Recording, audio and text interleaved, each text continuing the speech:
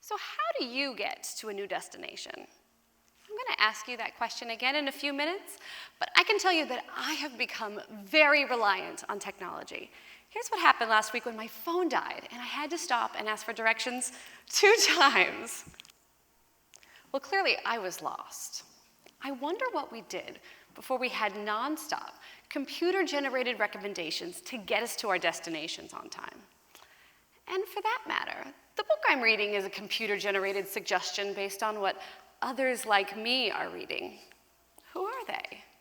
And I noticed on my LinkedIn group, it's full of suggested connections of other authors like myself, all recommendations from artificial intelligence. Isn't it funny when you start shopping for something and then suddenly you find random related items pop up on your feed? I was looking for a picture to hang over my sofa, and now I get suggestions like, maybe you need a hammer, or maybe you want a nail to hang your picture with. All recommendations from artificial intelligence. But the truth is, it isn't that random. It's quite organized. I had an aha moment about the effects of artificial intelligence while studying data science and algorithms at MIT. As a program, I was building a computer-generated recommendation system that helps buyers find more of what they're looking for, kind of like a machine learning personality profile. Mine might look like this. Audrey's looking for a picture. Does she now need a hammer, maybe a nail, maybe some spackle? Hey, no judging. All around us, the data is being captured, shaping a view of who we are. Some in AI say it knows you better than your family does, maybe even better than you know yourself. Social media suggests friends based on like-minded people. And your resume is forwarded to the recruiter based on what your attributes are of other people's resumes. Your news feed is refiltered and filtered again. And, of course, those video viewing platforms, we all know them, continue to serve up more of the same. I looked for how to hang my picture, and now I get nonstop, hey, hang your picture like this, and 10 hacks to try to hang your artwork. So what's the problem? It's offering up news, refining our search, picking our friends for us, even sending us clothes. Well, the problem is that artificial intelligence doesn't always get it right. An interesting study, when a scientist teamed up with some 8th graders and decided they were going to create the best ice cream flavor. It's a pretty simple recipe, we know it. Sugar, cream, flavor of choice. I'm team peanut butter. But the artificial intelligence failed miserably. Take a look at some of the suggestions. Strawberry cream disease. Gross. So how did that happen? And more importantly, where else is it going wrong in our lives? The recipe made it pretty obvious, but it's less obvious in our life when we don't see such a disastrous recipe. And do suggestions really matter? Does a suggestion that pops up make any difference in our life? Turns out the power of suggestion has long been studied. But let me show you. I want you to imagine holding a bright, yummy, fresh yellow lemon in your hand. Now take your lemon and roll it around on the cutting board and break up those juices. Now cut your lemon in half. You can use an imaginary knife. And bring your lemon up and just smell it a little bit. Now squeeze a little bit of that fresh lemon juice into your mouth. Now, raise your hand if your mouth watered. Thank you. A sociological response from the power of suggestion. Now imagine when you tie that to artificial intelligence design of psychological tactics, like FOMO, the fear of missing out, and loss aversion and scarcity. So yeah, that pop-up that says, hurry, last one in stock, can make a difference. But unfortunately, that's just the tip of the iceberg, the damage in AI.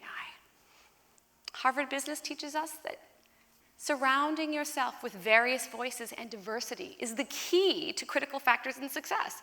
But that's about the opposite of what AI does as it continues to put you into a smaller and smaller box.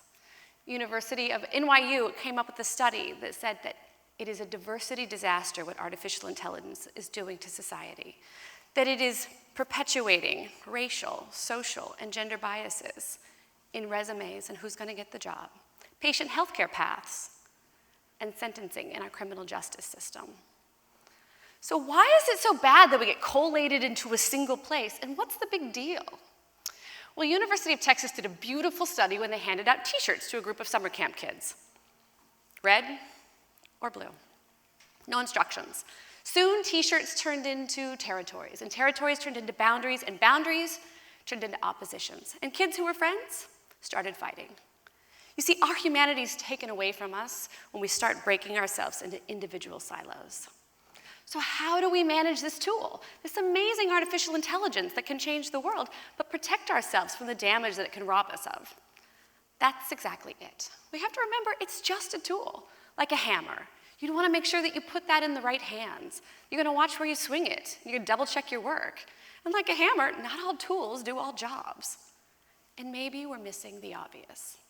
The hand that made the artificial intelligence tool isn't diverse. The real call to action is to bring women into STEM, to level the diversity, to give algorithms to the hands of our daughters, sisters, and mothers so that they can work on the problem. Here are the ABCs of artificial intelligence. Being on autopilot can create a bias we need to challenge. Okay, so remember when I was lost and I had to stop for directions? Out of all places, a hardware store, where along with directions, I spotted a hammer. But, you see, the owner of the store challenged me. You see, I biasly was only looking for a hammer, and with all of the shopping I had done online, and with all of the pop-ups and videos I watched, this handy-dandy little hook wasn't recommended to me. It took a clever human to be able to send me in the direction and challenge me. I had to get lost, and I had to get off of autopilot to find what I was looking for. So I go back to my first question to you. How do you get to a new destination? Because we need to get to a new destination with artificial intelligence, one where we understand what it is and what it is taking away. You see, the seeds of humanity are built in connecting between us. Fruits that bloom empathy, that weed out judgment, watered by awareness. Very delicate ecosystem. It's all nurtured by diversity. I'm Audrey Lawrence, and I want to leave you with this idea. If we think we only have a hammer, then we tend to see every problem as a nail. Thank you.